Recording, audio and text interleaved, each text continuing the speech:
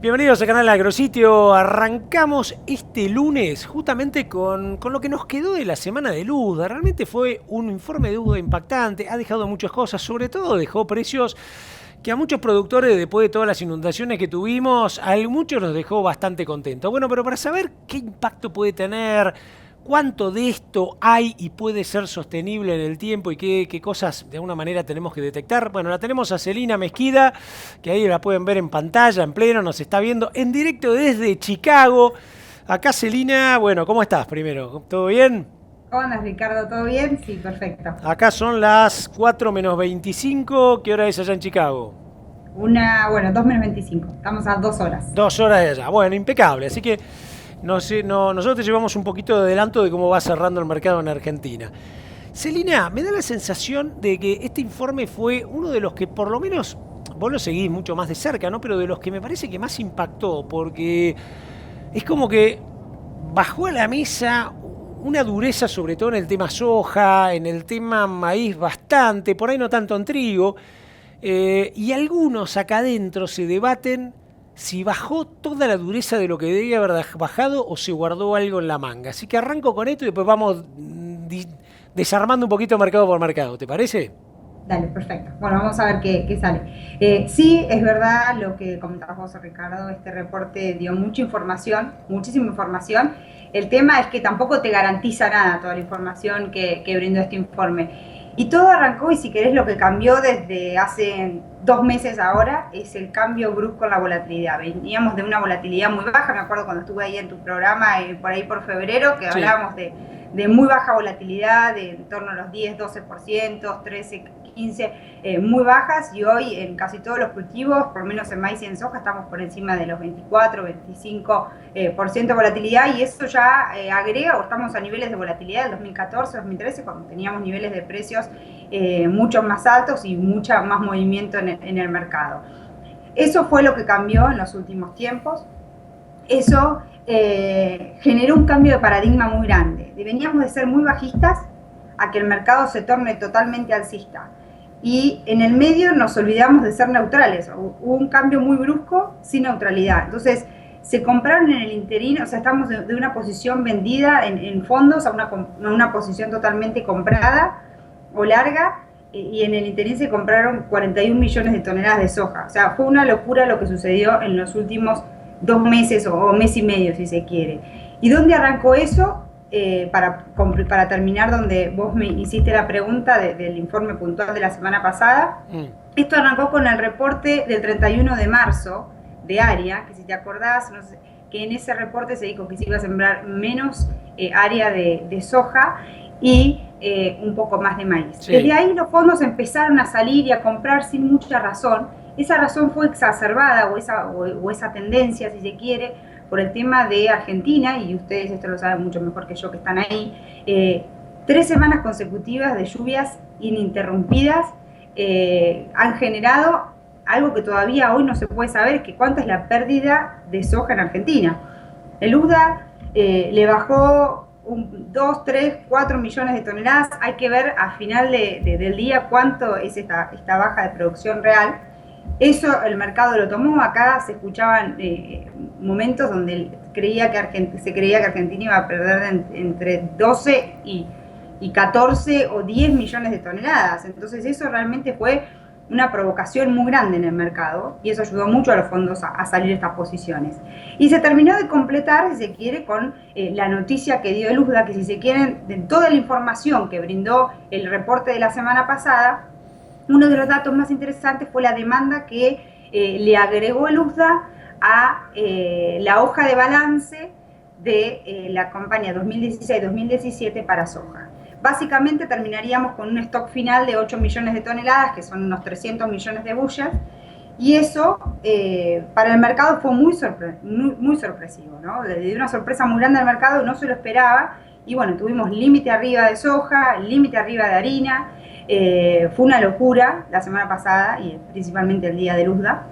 Entonces, bueno, ¿a dónde estamos ahora, no? En esta situación donde, bueno, creo que subimos muy rápido, fuimos de muy bajistas a muy alcistas, y ahora estamos como queriendo encontrar la neutralidad, ¿no? Entonces quedan muchas cosas ahí por segregar o por acomodar. En primer lugar, si esos 300 se van a quedar siendo 300 o 8 millones de toneladas para la campaña que viene acá en Estados Unidos, o si va a ser menos o más. Menos porque podemos seguir recortando la producción argentina, en consecuencia eso recortaría los stocks finales de esta campaña que está terminando acá, porque habría más demanda en Estados Unidos, y a eso le podemos agregar problemas productivos. Estamos entrando al periodo climático sin saber a ciencia cierta cuánto se va a sembrar cada uno de los productos, y además con un pronóstico niña donde podría recortarse esos rendimientos. Eso también estaría afectando los stocks finales. Y sin aclarar nada sobre la demanda, ¿no? La demanda para la campaña que viene en lo que es China sería de 87 millones de toneladas. Si ese número es mayor, estamos hablando también de otro nivel de stocks. Y si nosotros nos ponemos en alcista y decimos que esos stocks, en vez de ser de 300 millones de bushels, serían 150 o 200, estaríamos en situación de pipeline, como le dicen acá, que es cuando ya toda la mercadería está distribuida y no queda nada en ningún elevador, sino está todo en tránsito, y eso nos llevaría a niveles de soja de 15, 16 bushels, centavos por bushel. Entonces, si estamos hablando de una situación así, sería catastrófica y seguiríamos siendo alcistas. Ahora, si empezamos a mirar que esos 300, ahora puede haber cambio de área, se puede llegar a sembrar más soja que maíz, y en consecuencia vamos a respetar el rendimiento de tendencia con una producción buena o mejor que la de ahora, y en Sudamérica no sigue recortando una producción, y hablando con que China incluso podría sacar en subasta parte de la soja que tienen en reserva, como vienen asustando todas las semanas, bueno, eso podría hablar de que podemos volver otra vez a los 400 millones de bushels, que es con los que estaríamos terminando este año. Entonces, queda mucho, o sea, recién estamos terminando de sembrar, entonces la volatilidad sigue siendo muy, muy importante hoy por hoy, ¿no? Celina, yo te hago una pregunta que es, en el caso de que, por ejemplo, la Argentina tenga 54 millones o 52 millones, es decir, que el UDA se encuentre con 4 palos menos. Y la pregunta es esta, en realidad. Yo sé que no es un volumen que en el mundo genere mucho caos, pero aparentemente la historia de que la Argentina pueda tener menos ha generado algún tipo de altibajo. Entonces, yo pensando en el productor, y el productor dice, che, flaco, y si se dan cuenta que tenemos menos, y el USDA vuelve a cambiar, ¿no volverá a pegar otro salto y nos encontraremos con una soja, qué sé yo, 30, 40, 50 horas más cara en un mes? Yo creo que parte de esa suba o ese cambio en el precio porque a Argentina le falten todavía 4 millones de toneladas, creo que en parte la tomó el precio ya. O sea, hay parte de toda esa situación que se generó en los últimos meses o en las últimas semanas, que fue responsabilidad exclusiva de que a Argentina le iban a faltar entre 10 y 12 millones de toneladas. Okay. Entonces, si hoy el mercado eso lo confirma, puede que tenga un impacto, pero yo creo que hoy el mercado está mirando mucho más, a menos de que haya alguna complicación aún mayor, en cómo se va a dar toda la siembra acá en Estados Unidos y cómo va la evolución climática. Yo creo que ahora dejan de mirar allá para focalizarse puntualmente qué es lo que va a suceder acá. Esto no significa que si Argentina paulatinamente le van recortando la producción, eso no tenga un impacto en los stocks, porque todo lo que Argentina no tenga, la demanda lo tiene que conseguir, ya sea desde Brasil o desde Estados Unidos, que son los otros productores importantes en soja. Entonces, todo lo que no se exporte desde Brasil, o desde Argentina, perdón, se va a tener que exportar desde Brasil y desde Estados Unidos. Y recuerden que Brasil los últimos 2 meses tuvo unas exportaciones récord de soja. Entonces, también hay que ver que Brasil va a un ritmo muy interesante y puede haber alguna competencia en la demanda interna de soja. Tampoco están vendiendo con tanta agresividad ahora el farmer, con un real un poco más devaluado, fortalecido, con una situación que también hay mucha demanda interna por productos de la molienda de soja. Hay que ver también cómo esa exportación sea. Y eso, todo lo que no se exporte desde Sudamérica se va a tener que venir a formar acá en Estados Unidos, ¿no? Ok. Te meto, Celina, te meto en el tema trigo. Te comentaba yo hace un ratito antes de empezar que colgamos todas las videoconferencias de A Todo Trigo, que fue fantástico, 2 días. Y la verdad que pensar que había más de 1.800 productores y 1.350 viéndolo por internet, y tanta ebullición, hablando de fertilización, hablando por supuesto de momento complejo, pero los bancos pensando en cómo financian, los criaderos de semilla, las empresas de insumo. Vos veías una ebullición y decías, wow, qué bueno si pudiéramos ir a 1 millón, 2 millones de hectáreas más de trigo, que la Argentina pueda tener 16, 18 millones de toneladas en vez de 11, que tenga calidad.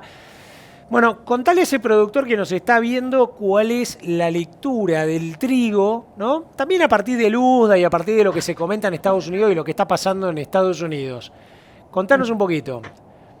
Bueno, el trigo, la verdad que hablar del trigo a nivel mundial es, o por lo menos de acá de Estados Unidos, y lo que dijo Luzda en el último informe, es que va a haber más trigo. Hay mucho trigo, no hay nada que hacer con el trigo, realmente.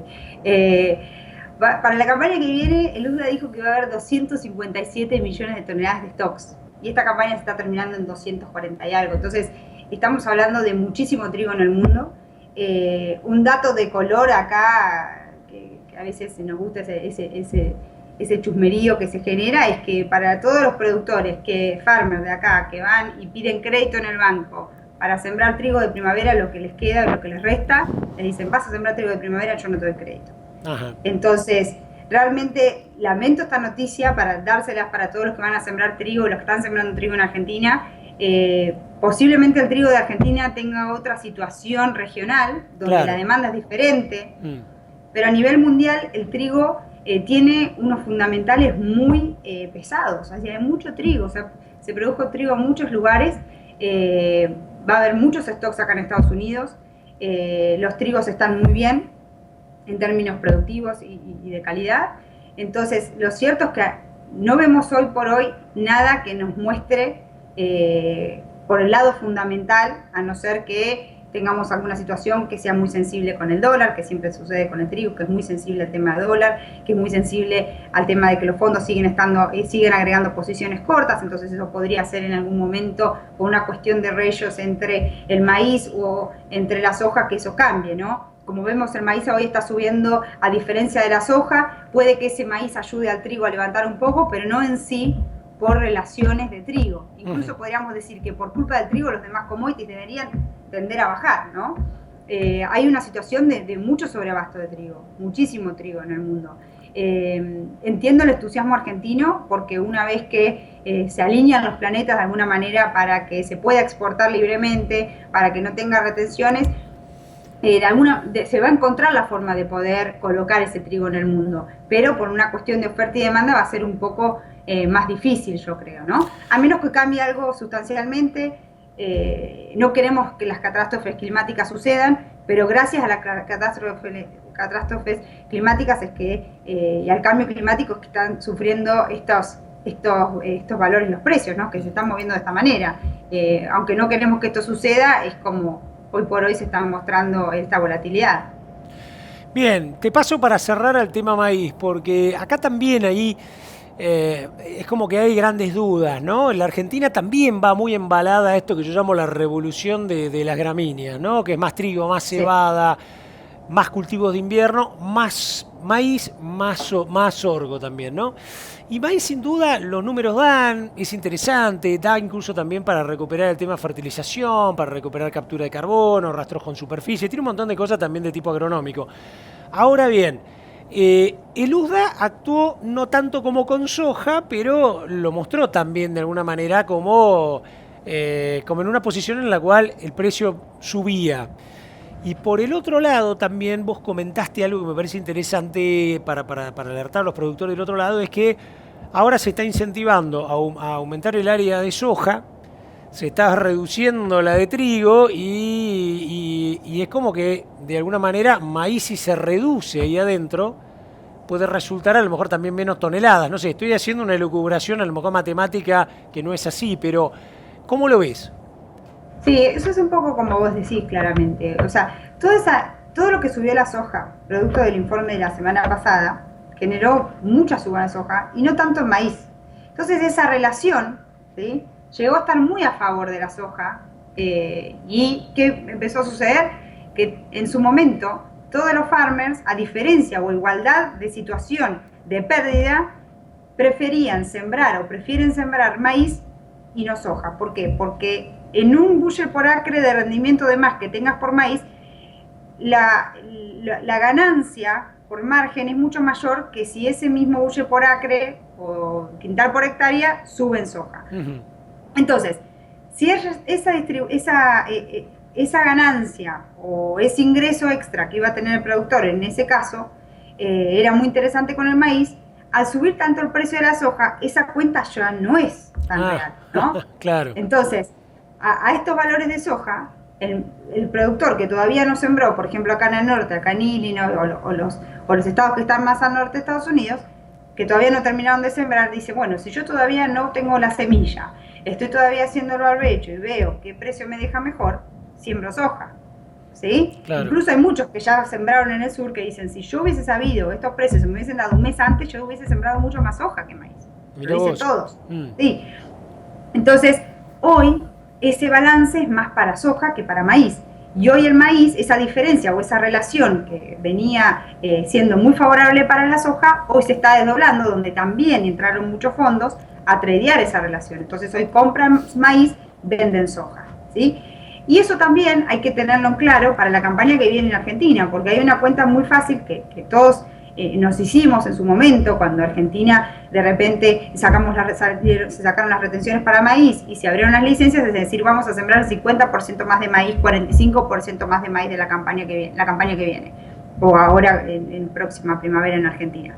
Y la realidad es que no sabemos si están así, y eso por ahí me lo van a tener que contar más ustedes que lo que yo pueda ver de acá, pero si esa cuenta es muy a favor de la soja, y la soja incluso para la campaña que viene hay la promesa de quitar otros 5 puntos porcentuales de retenciones o de derechos de exportación, la cuenta por ahí para soja también es conveniente, y ese 30% o 40% más de área de maíz que se iba a sembrar por ahí termina siendo un poco menos, claro, ¿no? Claro. Por precio. Entonces, hay que ver el maíz en sí no tiene fundamentales tan alcista como para estar subiendo ahora como está subiendo en estos momentos. Está muy atado a lo que va a pasar con la soja, y como bien vos decís, si se deja de sembrar un poco de maíz para sembrar más soja, va a haber menos oferta de maíz. Si le sumamos a esta la situación que está viviendo hoy la safrinha en Brasil, también le podemos ayudar a condimentar el tema del precio. Y esto lo mezclamos también con lo que está sucediendo en Argentina hoy por hoy, que hay más licencias otorgadas que lo que creen que se va a poder llegar a exportar. La situación es que hay un inverso muy grande. El precio hoy de Argentina es más caro hoy que para las posiciones en adelante o en diferido, y eso va a generar que cuando se coseche maíz que se sembró más tarde, maíz tardío, al precio que está para esa posición van a decir, no, si ahora están pagando, no sé, 190, $200, yo voy a querer el mismo valor, y eso va a generar un sostenimiento en los precios en Argentina, ¿no? Entonces, bueno, también hoy por hoy hay demanda en Argentina, entonces acá también hay demanda en Estados Unidos, hay demanda en Brasil. Hay que ver también para la campaña que viene toda la otra parte de la oferta, de la otra parte de la demanda, si se sigue consolidando y sigue estando presente, ¿no? Impecable, Celina, la realidad que excelente. Yo le recuerdo a usted del otro lado, ¿no? Una nota que tiene esto que era bajar a tierra lo que está pasando. Mira esta cámara, así la incorporamos a Celina también, que nos mira desde allá de Chicago. Incorporar un poco lo que está sintiendo alguien hoy, día lunes, desde allá, después de haber vivido toda esta semana ahí intensamente con este informe de Luda. Por el otro lado, el panorama de soja, con esta duda que teníamos, ¿no? Si no tendremos que esperar porque a lo mejor el Luda no haya tomado la potencial caída mayor que tenga la Argentina. Bueno, lo que nos dice Celina es los precios que tenemos sin duda son la resultante de eso, que es una lectura que ya la hizo aunque no la haya expresado. Por el otro lado, trigo, ¿no? Los entusiasmados con este cultivo les seguimos metiendo para adelante, pero reconozco que el análisis que hace Celina ayuda a tener un poco de idea, si bien nos deja abierta la ventana también de mercados regionales y sobre todo si podemos ganar este gran mercado que es Brasil, si las cosas se acomodan para la cosecha. Y bueno, maíz ni que hablar, creo que si realmente los números que maneja Estados Unidos son tan grandes y el volumen o el retorno a la soja es también alto, posiblemente eso deje un vacío importante de toneladas que perfectamente la Argentina podría colocar. Celina, impecable como siempre, un gusto verte, una cara argentina en Chicago representándonos. Un beso muy grande y un gran saludo allá para todo el equipo de RJ O'Brien. Gracias a ustedes. Que tengan buena semana. Muchas gracias. Y con usted, con la cara de Celina Mesquida desde Chicago, nos seguimos encontrando en Canal AgroSitio.